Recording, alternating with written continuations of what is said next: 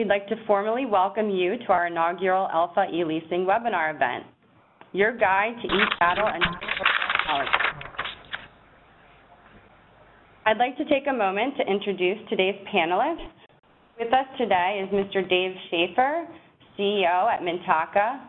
We have Mr. Stephen Bisbee, President and CEO at eOriginal, and Dominic Liberatore, Deputy and Chief Counsel at DLL. I'd like to thank you three for being with us today. Well, thank you very much. This is Dave Schaefer. I want to thank everyone for joining us on our inaugural first webinar regarding electronic documents, electronic chattel paper, and such. I'm excited to be part of this, and I appreciate everyone joining us today. So thank you very much. Good afternoon. This is Steve Bisbee from eOriginal. I also want to extend my thanks to you taking your time, and especially for the support of the ELFA eChattel initiatives. Oh, hi, folks. I, too, extend my thanks for taking the time. Welcome to our webinar. It's very good to be involved. The three of us have presented a whole bunch of times together and separately, but it's a pretty close-knit team in terms of this type of presentation information. We're very happy to be here, and we're happy you're there to listen to us, so thank you so much. And again, any questions you have, please feel free to forward them. We'll respond to those as well. Great, thank you. So before we dive into our audience questions, I just wanted to give you guys on the call a quick snapshot of our session learning objectives. So we're going to start with a brief history of ELFA's e-leasing initiative and goals for the future, followed by helping you understand eChattel and its significance within the industry, and hopefully helping you overcome some objections to digital adoption and how to meet digital lending requirements. And then, of course, I can't reiterate enough that we want you to ask questions. Consider this a digital classroom, and locate that Q&A icon, and please do not be shy to use it. So with that, I'm going to kick our first question off to Dave. Can you provide a brief history? What has ELFA done up to this point to prepare for e-leasing? Well, thank you. Yes, the ELFA, since about late 2014, really took, the board took a desired position to really get adoption increased across our industry. As we looked at making our industry more competitive, one of the things that we saw was that there are other industries that are adopting electronic documents and chattel paper much quicker than we were. And so we set out at that time a goal to get us as an industry to adopt it. We put together a working group. We currently have 16 members on the working group. We've got 4 that are banks. We've got 3 attorneys, 4 that are originators or issuers of paper, 3 service providers, and also we have one of the ELFA staff that's on that working group. So we meet periodically over the telephone and discuss ways in which we can increase adoption and education and all that. So it's been really a beginning. We're now just into 2 years of it, and looking to really expand the usage is the objective across our industry-wide participants. Great, thanks. So what resources can members expect to gain for the working group initiative in the next year? Well, we started back in late 2014, and at the annual conference we had this was in San Diego, we had a panel, and that was kind of our first type of event, and we've done that again in 2016. We'll continue to do that, I think, at our conferences, to continue to have panel discussions. This last one that we had was very interactive. It was a great session. Even though we had an agenda, just to give you an idea. It was really driven by the audience. So we're hoping that today that actually continues on, because we think dialogue is the best way to really educate. In addition, we've done panels like we did one at the Executive Roundtable in March of 2015. I would expect that we will also have panels at other conferences this year. There is some, for example, the Best Practices Roundtable and the Independent Best Practices Roundtable that happens at the 29th Annual Funding Conference in Chicago. There will be, the subject will be on the agenda at those. I assume it will be on the agenda at the Legal Forum if those are attending that. Sure Credit and Collection. Okay, good. The Operations and Technology Conference, and then again, like I said, the annual convention. So I think, panels. Also in the past, we did a foundation paper in March of 2015. I'd encourage everyone to get access to that. That's called Financing Paperless Transactions. And by the way, just to say, you do not have to be a foundation member to get downloads of that document, so please go to the Foundation website and download that. We expect that we would have other papers that may come into 2017. Also an article, Journal of Equipment Leasing, which was done in spring of 2015. Again, that is through the Foundation. There was a very good article on the perfection opinions that may need to be in place. And it was some guidance on that, so legal counsel can see what are some of the issues that are out there. So I think we will continue to do articles. Obviously, there's webinars, Equipment Leasing Today. We hope to have more case studies on examples of successful programs and how our members, how some of the originators are implementing this. We also hope to have some best practices from the banking side so that those that accept electronic chattel paper can talk about how they have adopted it and such. So I think we're going to have a lot of ways in which we can educate. And last but not least, the ELFA website under Industry Topics. There is a section now on electronic documents, and it's basically a resource page. So that's what I think you can expect. The one thing I ask all of the participants and everyone that has an interest in this, this is kind of a grassroots effort to educate amongst ourselves, and we certainly appreciate eOriginal's involvement, but getting the case studies and getting the dialogue right out of the membership.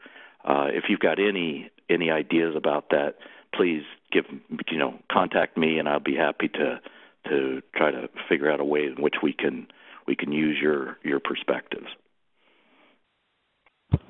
Great, thank you. And finally, you touched on it a little bit, but what does the educational initiative hope to accomplish? What are the goals for the leasing program in the future? Well, first and foremost, I think the goal is to keep our industry competitive, and seeing in the rise of the fintech space and others, there's very much a need to move quickly into the acceptance of electronic documents, and in our business, it's not just the electronic document that's the challenge. It's the fact that this is actually chattel paper. And it's a new form of chattel paper. It's called electronic chattel paper. But I think keeping us competitive is certainly I think a goal. The other is to create a more liquid market. As electronic chattel paper becomes more prevalent, it will be the preferred way in which chattel can be bought and sold or financed. It can be brought together in groups, and so from a securitization standpoint. So I think overall the opportunity to create a more liquid capital source for for electronic chattel paper, or for our paper, I think will be benefited by electronic chattel paper. I think also the goal of the ELFA is to get the education down to all levels of the organization, not just at the executive level, which is really where we started, and then at the conferences, but getting the staff, getting the at all levels, getting them familiar with it, and what they have to do to make that part of their organization. So I think it's education for the interest of our industry to be competitive, and also ultimately I think it will provide a more liquid state for the paper. That's great. So I would like to take our next audience question, and Dominic, I'm going to direct this towards you since you are our legal expert on today's panel. Could you please provide a background on electronic chattel paper and its significance within the space? Yeah, I'd be happy to. First off, thanks again for the intros for all three of us, and Dave, nice summary by you. And again, Dave, Steve, and I have done a whole bunch of these things, so we're happy to be here. Again, I'm going to talk a little bit about the legality of eChattle, but don't be nervous. This won't be a technical legal discussion. I do give those at the legal forum, although even those I think have moved beyond the technicalities now to more of the implementation and sort of practical things that funders and S&Es need to think about. But let me give a little bit of background, including what this is and why it works. Keep in mind, electronic contracting, the laws that enable that have been around for just about 2 decades. That's a long time. I know our industry has been slower to adopt than most of the other vertical finance areas, but the law has been around for 20 years. Of course, there's e-sign, passed in 2000, and the state versions that were passed around the same time, and the UCC amendments 9105 that allowed for electronic chattel paper were passed in 2001. As I think Steve's going to get to in a minute or two, or when he takes over in a few moments, we're not talking about merely electronically signing paper-based leases here. We're talking about full-blown electronic leasing. As I mentioned a second ago, most of the other verticals are heavy users of electronic finance contracts. For example, it's hard to find a commercial mortgage or a student loan that isn't electronic. Billions of dollars of these things are out there, and billions of dollars have been securitized and funded. Again, it's surprising that our industry has been slow to adopt. Again, the goal here is, as Dave has so nicely worded it, is to help keep our immediate industry competitive and keep it liquid. At the annual conference this year, we gave a session that had some really robust feedback from the audience and questions. But at the end of the conference, it was clear that one of the top 3 or 4 takeaways from the annual convention was everybody is getting into this. For a long time, it was probably a competitive advantage for companies such as mine to do this. I think we're at the point now where it's a big disadvantage not to be able to do it. So you really have to focus on that. Dave mentioned a moment ago the sample opinion requirements article that was done by our task force last year. It's not just a good legal article. It gives about 3 or 4 terrific pages of an overview about e-leasing. It's just a great down and dirty snapshot of what you need to know about and what you need to think about. So as Dave mentioned, we're talking about electronic chattel paper here. Let me give you a really quick definition. Obviously, we know leases are chattel paper. They're a record or records that evidence both a monetary obligation and a security interest in specific goods. Now, a lease of specific goods is specifically chattel paper also. So to make it electronic chattel paper, it would be a lease evidenced by a record or records consisting of info stored in an electronic medium. And that sounds kind of fancy, but it's not. The whole point of this call is to get people more comfortable with the whole idea of electronic leases, or, as Dave said, electronic chattel paper. Again, why is that important for us? As you all know, in our industry, we raise funds by either pledging leases as collateral or outright assigning them or syndicating them. 9105, again, I won't get technical, but 9105 of the UCC spells out how a lender or other assignee can establish that they have control over the electronic chattel paper. Again, that might be new phraseology to some of the folks on the webinar. In the old days, and I'm an old-time lender, I've been doing this for about 30 years, in the old days, we would talk about getting the possession of the original paper-based lease. What 9105 gives an electronic counterpart to that, and it talks about gaining control of the single authoritative copy. And again, the value there is if you have control of the single authoritative copy, or in the old days, possession of the original lease, you would be able to beat a prior blanket without having to file UCC1, without having to do searches and related subordinations, by getting the original. The way you get the original in the electronic space is you get control over it. Again, 9105 spells out what's involved there. It's important that the originator or the seller or the borrower has to be able to demonstrate that it has the necessary control procedures in place. I have not seen anybody try to homegrown that. It's all done by the big names out in the industry. Again, when people are buying or selling, and my company sells and buys this stuff, but when we sell this stuff, being able to say, describe that you've got a real big name, what they do is a huge part of the process. Again, no one's doing this stuff in their basement. One of the questions that does come up quite a bit is there any case law on this? It's funny, in the 20 years we've been doing this, that the law's been out there, we've been doing it 10 years here at my shop, but in the 20 years the law's been out there, there actually is not any case law directly on point. Tons of case law on e-sign, tons of case law on analogous issues, but not directly on point. Again, that may be because the statutes are so clear. It may be because there's been such a slow adoption rate that's just recently changed. It's hard to say. But if you've heard my presentations before, I always say no news is good news and no bad news is great news. We have not had any increased incidence of delinquency or any collection actions in my shop.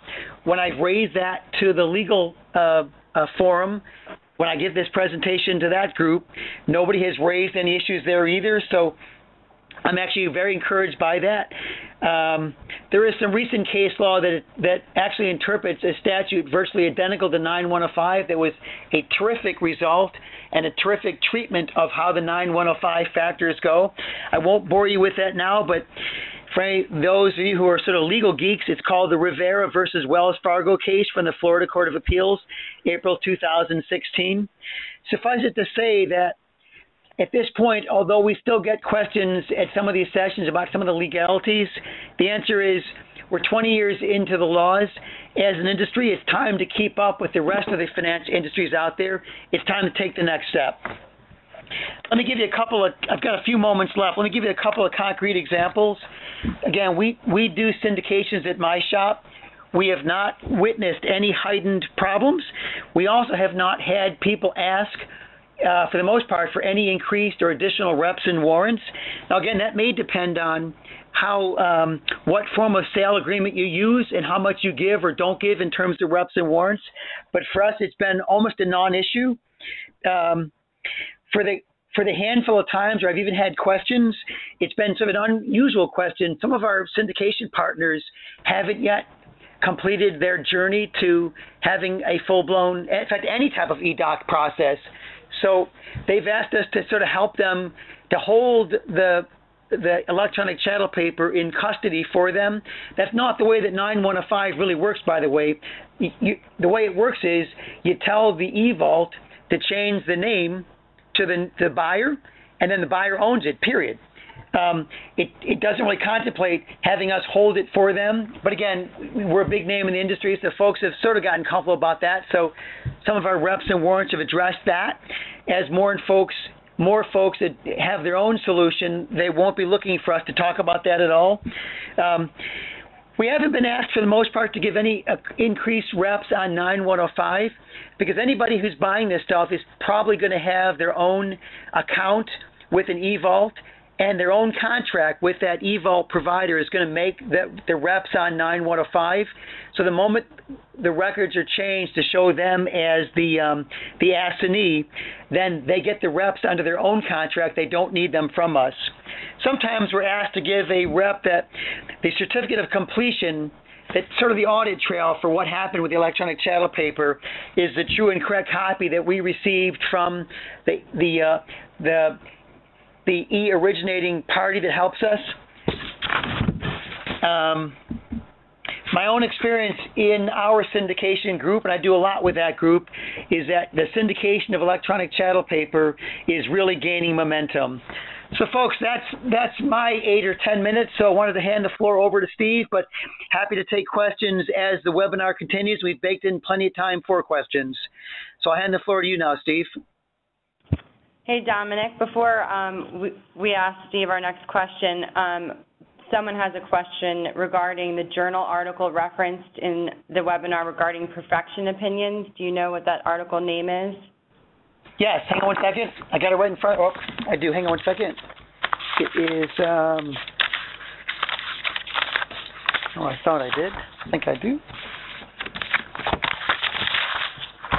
No, I don't. In fact, while Steve is speaking, I will go out and get the name of that, and I will send that back to you so you can announce that for the group, Allison. It's an outstanding article, not just on the opinion, but also on just a great overview generally. All right, great. I have it. Sorry, go ahead, Dave. Hi, this is Dave. Yeah, it's called Special Consideration for Perfection Opinions Covering Electronic Chattel Paper as Collateral. If you go to the ELFA online under Industry Topics and then select Electronic Documents, there's a link to it in that article, on that page. Boy, the title is longer than the article.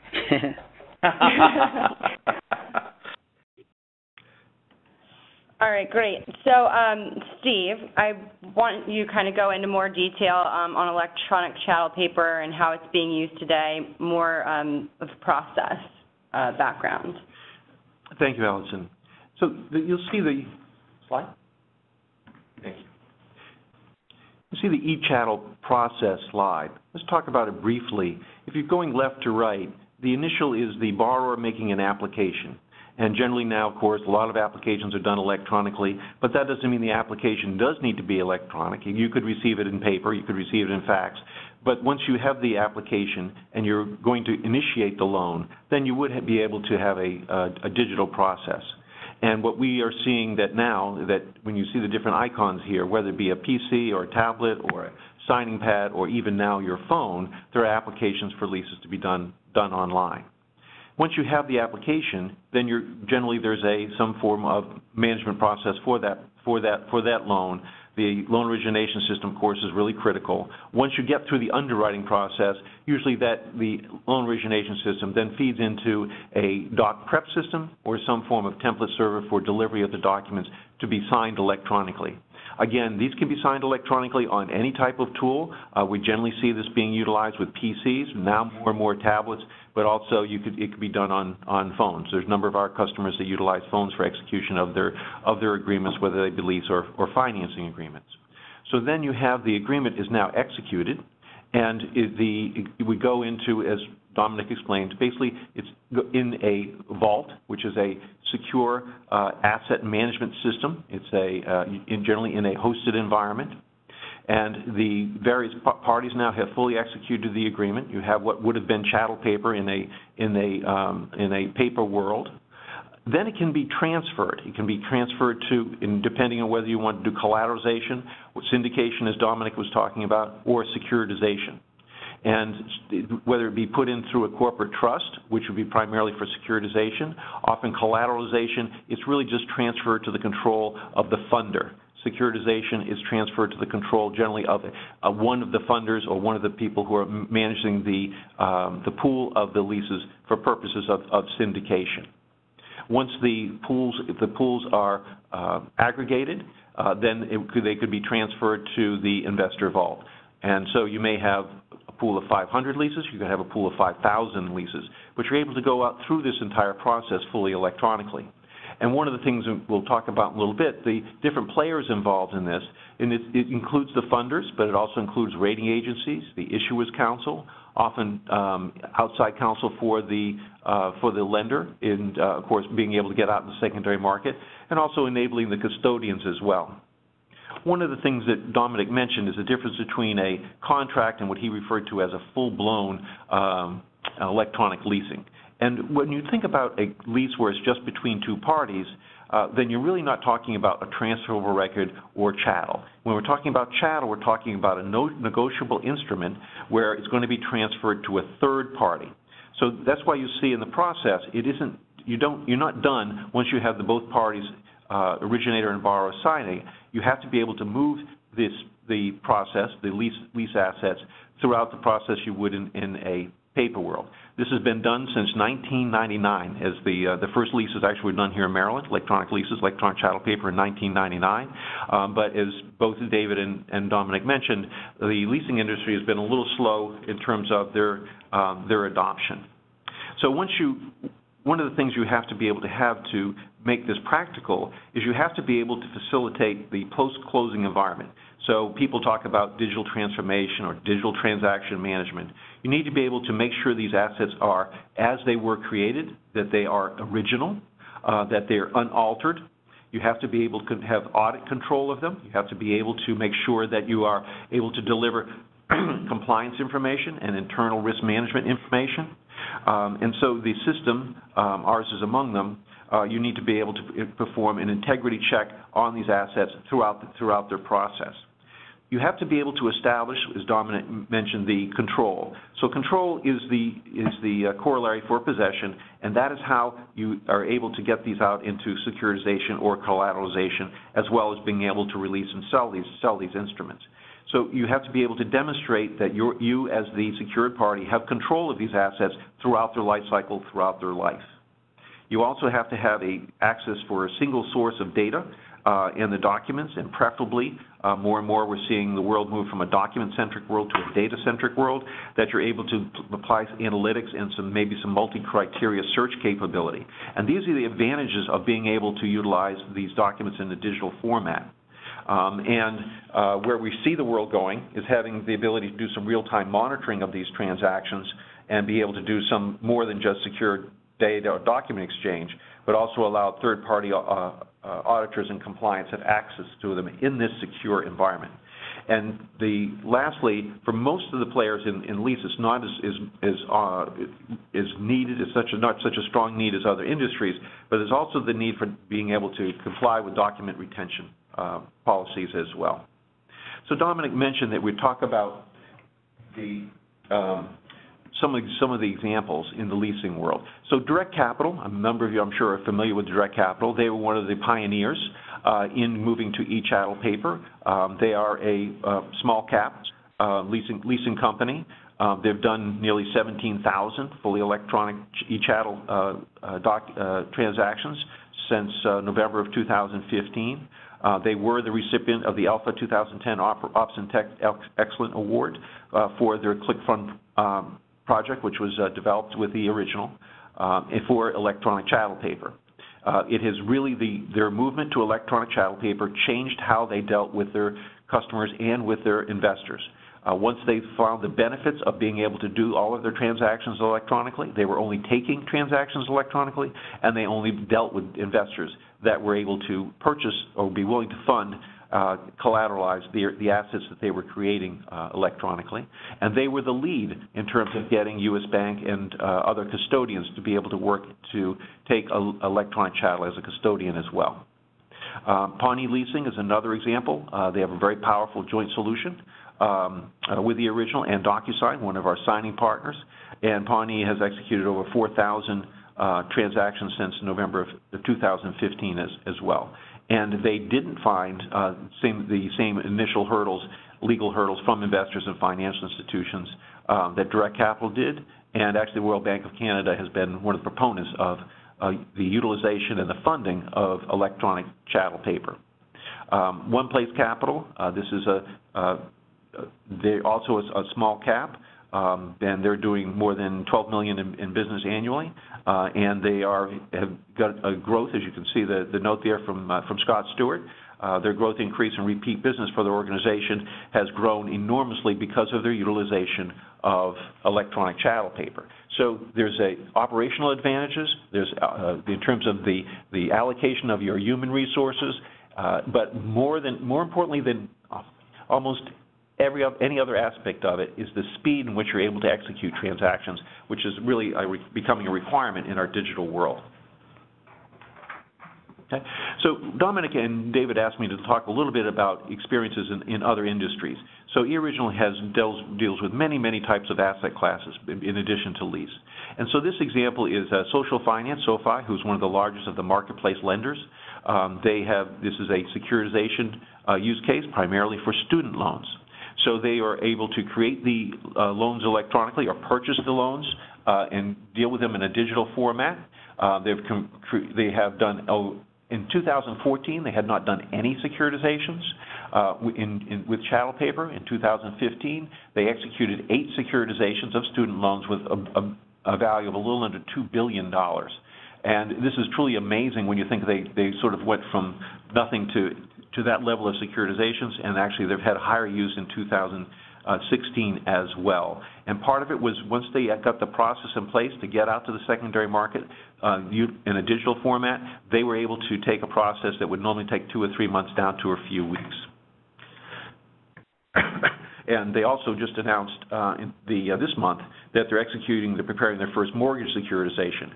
And this is something where when David spoke initially about the value, is making sure that the leasing industry remains competitive. You're going to see these online originators moving into different asset classes. SoFi began originally in mortgage, in student lending, and now they're moving into mortgage and other asset classes. So again, the competitive necessity is going to be moving to a digital format, as well as what we call the need for speed. Okay. Another example is this is Westgate Resorts. They're the largest privately held timeshare company in the United States. They're based in Florida. Very complex process in terms of how they manage the execution of the timeshare agreements from application out into the secondary market. But what's really is amazing is that since 2015, they have executed over 240,000. These are deeded transactions, and basically they got it's the need for speed, that they were able to get access to the capital 85% faster by using digital securitizations. They have some very significant players, Cap One on the warehouse side, DBRS on the rating agent side, and a number of different players out in the securitization market. And really, it has changed how they do their business and has enabled them to capture additional market share.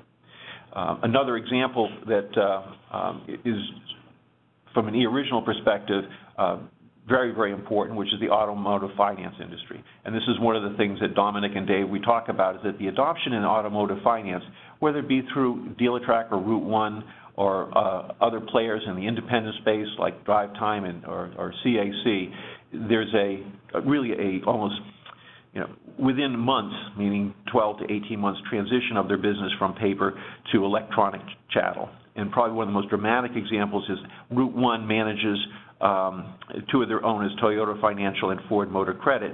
They've now moved to 80% of their automotive loans are now electronic chattel paper.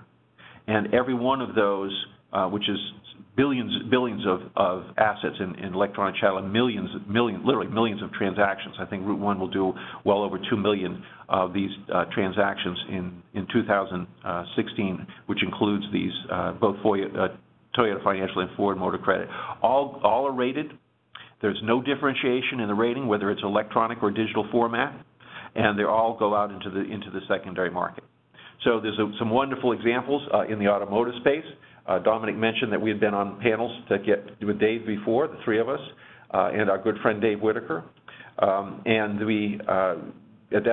one of the panels we had Tesla, the electronic car company, that actually has enabled the execution of their lease agreements, which is, of course, for auto leasing, electronic chattel paper, being done right on the 17-inch monitor within the car itself. It's very, actually, it's pretty cool. And we'll see if we can get an example of that up on ELFA's website to show you how Yeah, absolutely. 2017 content. Okay, great. There we go. Thank you so much. So lastly, we want to talk a little bit about best practices. So Dominic always says that the leasing industry is one of the challenges, overcome the tradition, because it's an industry based on tradition and how it's been done in the past. Part of the difficulty that we've seen in the leasing industry is a lack in most of the leasing companies, especially the smaller leasing companies, the access to technology, the access to the Issuers Council opinions, which now the ELFA is addressing. But in terms of the process, in order to be successful, our experience has been the first is you have to get internal buy-in. You have to focus on what are the efficiencies of moving from paper to electronic. You have to identify who are the stakeholders within your company that will be impacted, either positively or, in their view, negatively. You have to, and example was in the timeshare, people were concerned that moving electronically would change their job or change their position, but what it ended up doing was really empowering them to do more of the things that they wanted to be able to do, that benefit their business, and moving them away from the manual issues and sometimes the frustrating issues of paper documentation where there are so many errors and redos. The ability to get make sure you get your agreements to contract electronically, formulating the right appropriate security levels. There may be if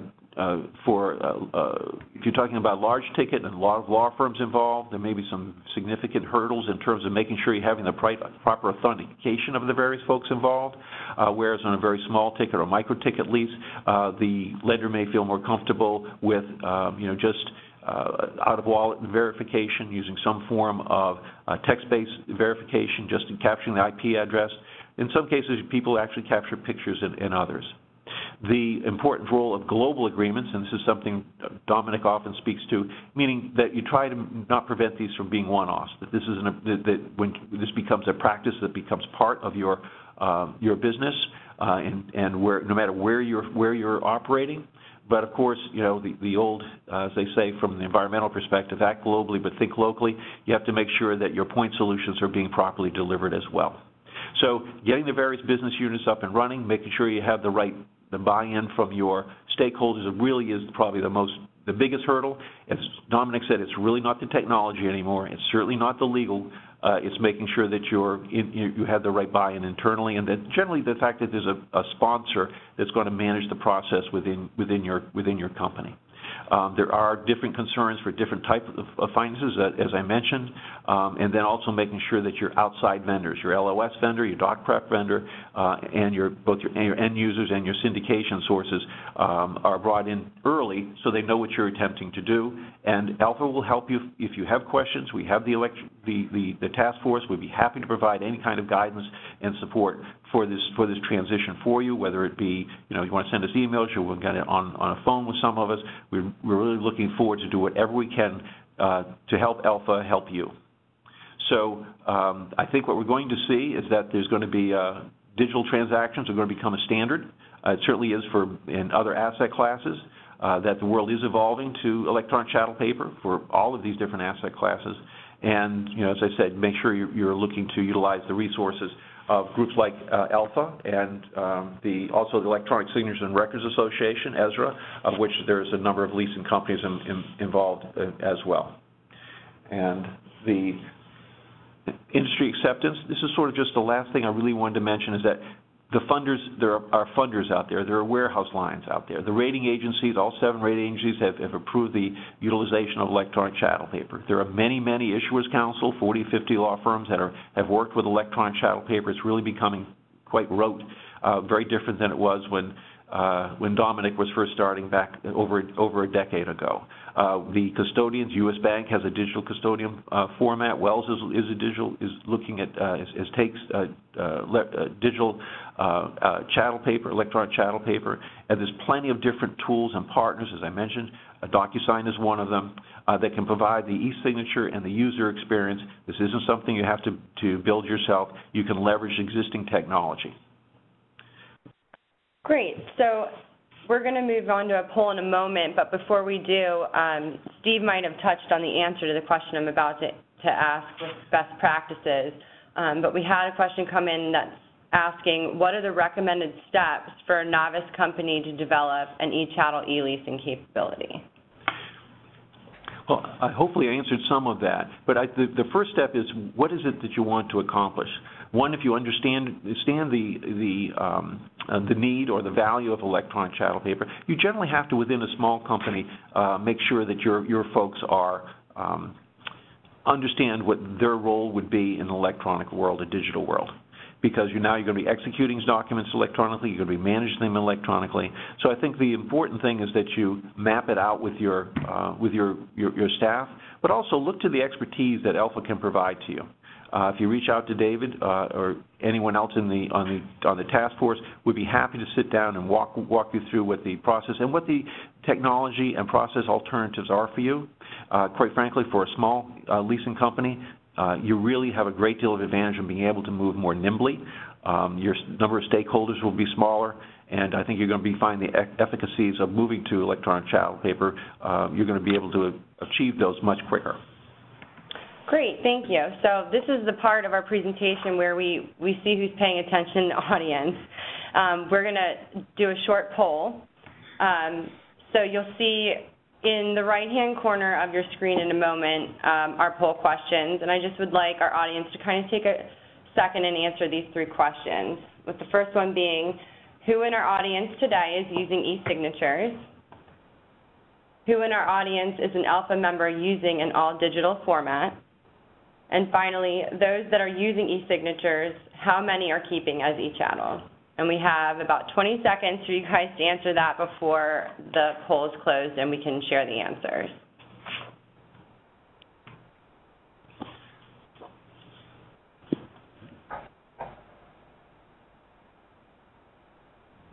Allison, while we're doing the poll, just one other mention with regards to the question from the audience on what are the recommended steps. Our next webinar in March is definitely going to start getting into the more practical and how-to.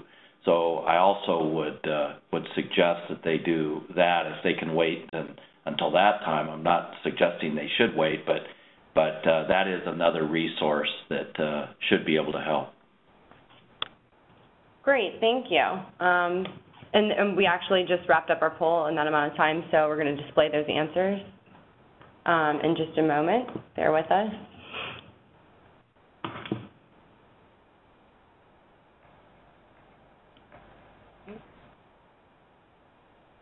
Got it? All right. Great. So looks like some of you aren't answering, but we have 15 people that said yes, they're using e-signatures, 14 say somewhat, and 34 not yet.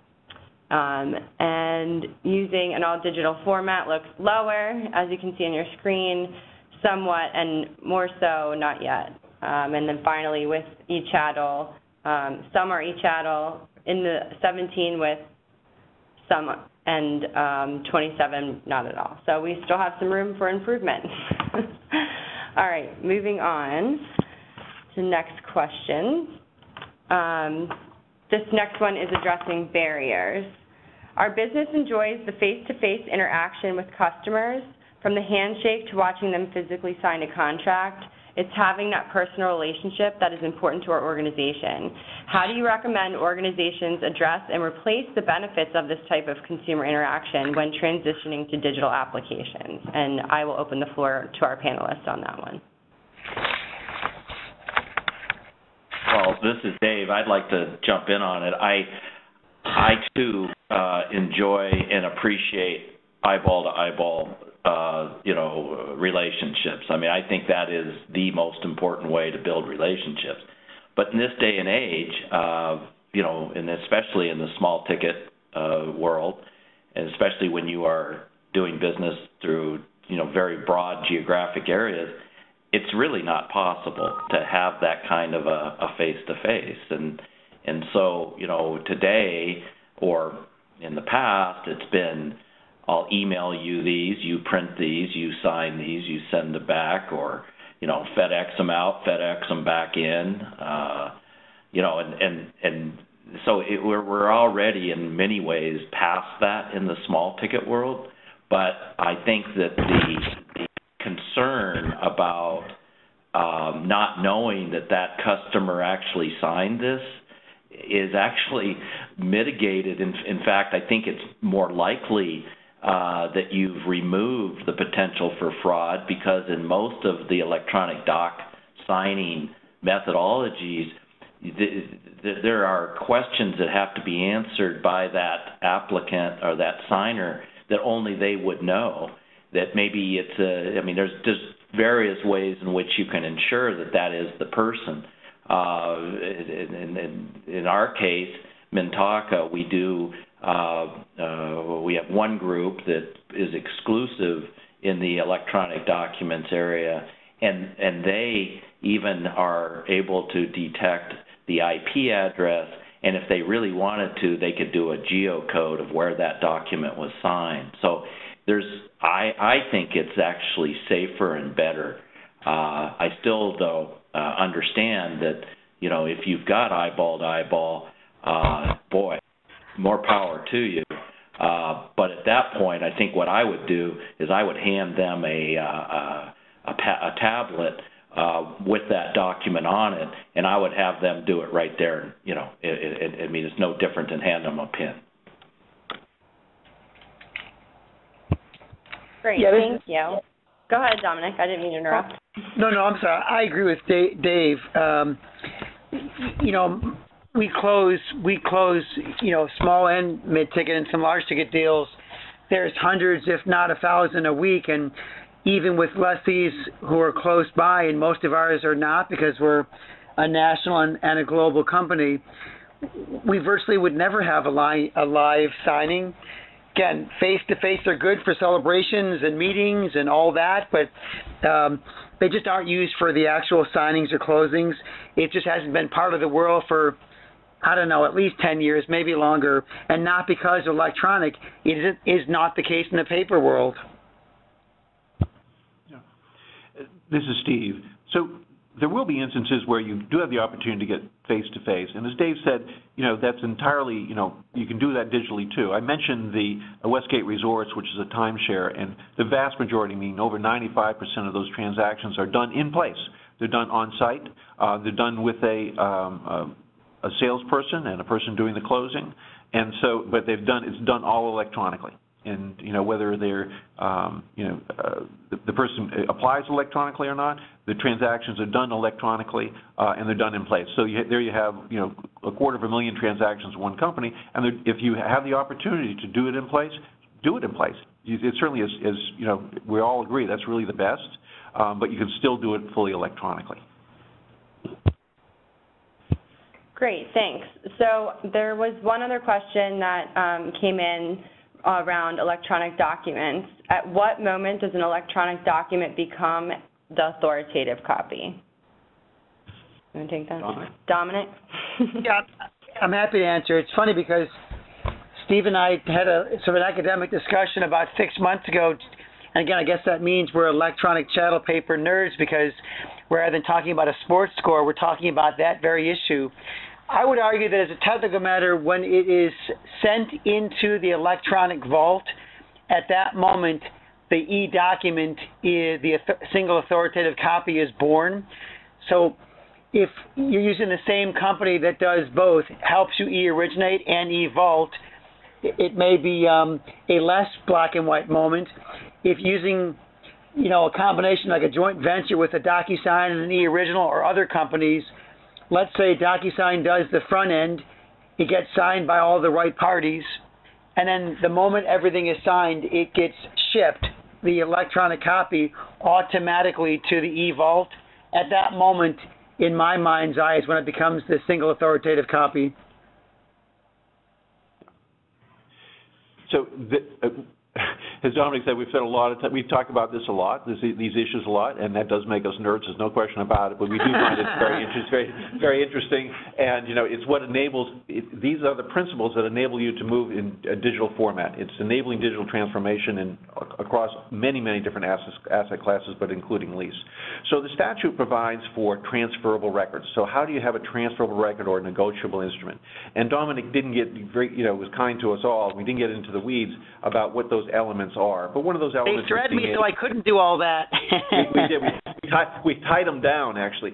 And but you know, one of the things is they're being able to create an authoritative copy. The view was that in the digital world, you're going to be able to have many copies of an instrument that is undistinguishable from another, and you have to fulfill certain rules and criteria in order to be able to establish that document as a transferable record or an authoritative copy. So once you have those rules established and those criteria established, then you can be deemed an authoritative copy.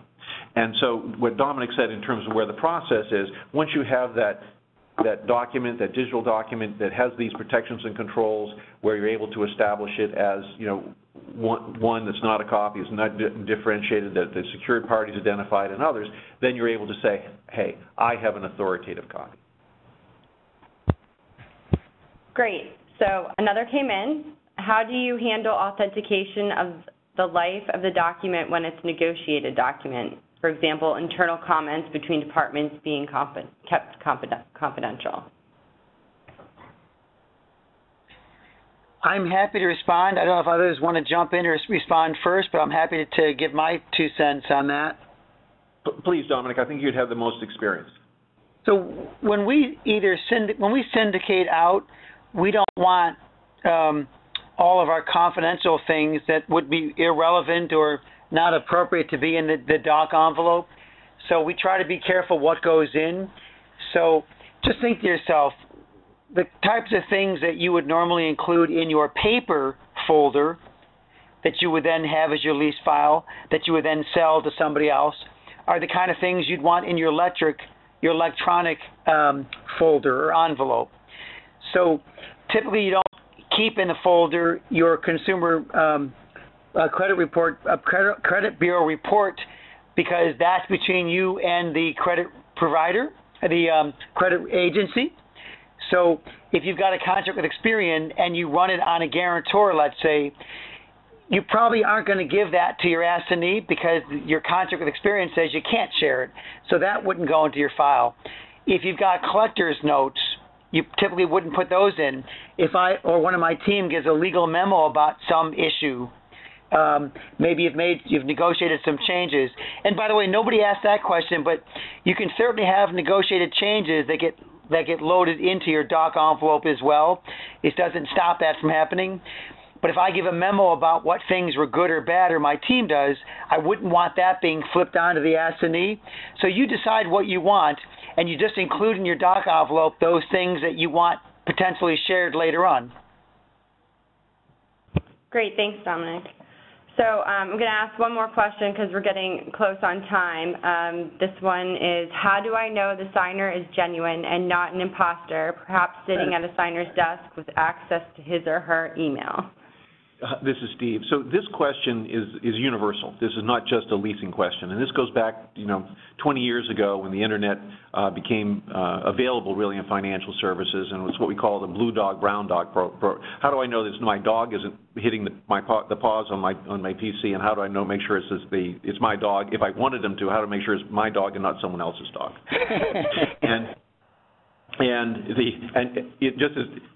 You won't believe the number of conversations around that issue that you wouldn't want to hear either.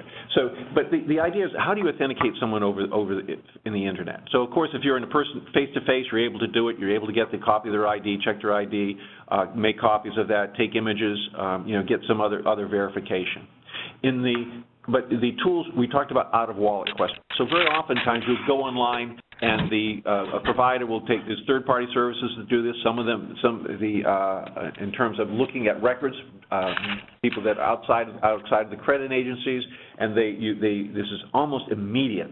What was your, where'd you live during this time frame? What car you had? What was your, other questions that can be asked, sort of the out-of-wall questions. And those can be dialed up or dialed down, how difficult, how many questions you want to have.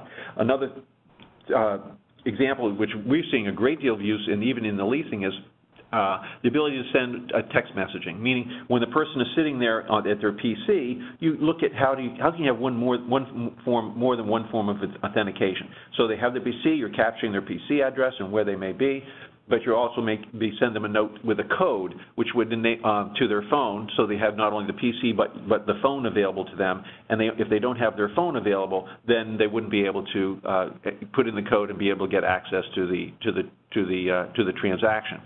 There's now, of course, a lot of PCs have fingerprint readers, which are also included them, and even in the phone, there's both fingerprint readers which are utilized on the face of your phone, as well as that which is used sometimes to open your phone, such as an iPhone, and that can be captured as well. We're seeing facial recognition tools that are being able to be used, and being able to also, if you desire to, and you get through the personal privacy issues, you'd be able to request a copy of an image of the person that's executing remotely. We're seeing the application of online, where it's no longer just you're sitting at your keyboard, but oftentimes there's a interaction with the customer using some form of video chat. So there's all it really depends, as I said earlier. It's up to the company to determine what level of authentication that they want to have.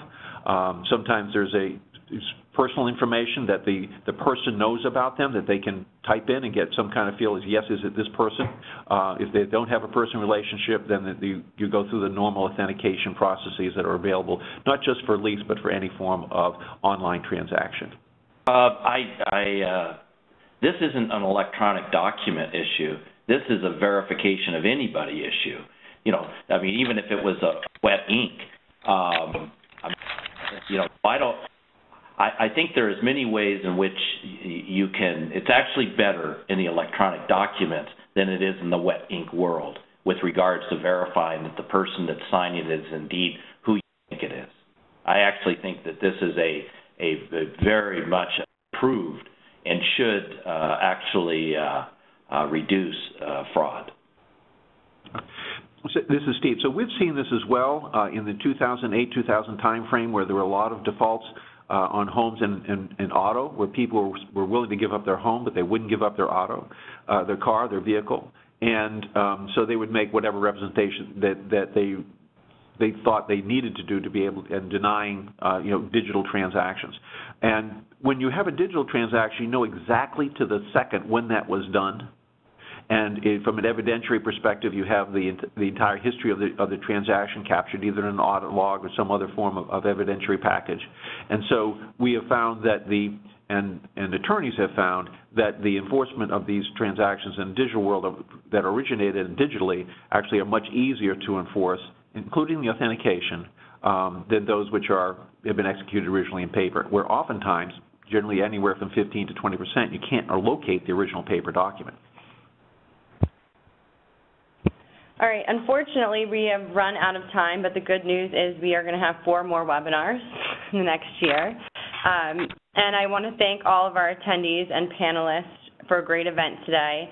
And up on the screen is a designated ELFA digital@eoriginal.com email. So if you have any additional questions after, please use that email address. We want to help develop content for you moving forward. Our next webinar is going to be much more focused on financial technology. And after our session ends, I request that you take a moment to fill out a survey, as this will help guide our working group for what information we should be focusing on. So thank you all for taking time to be with us, and have a great day. Bye, everybody. Thanks. Goodbye, everyone.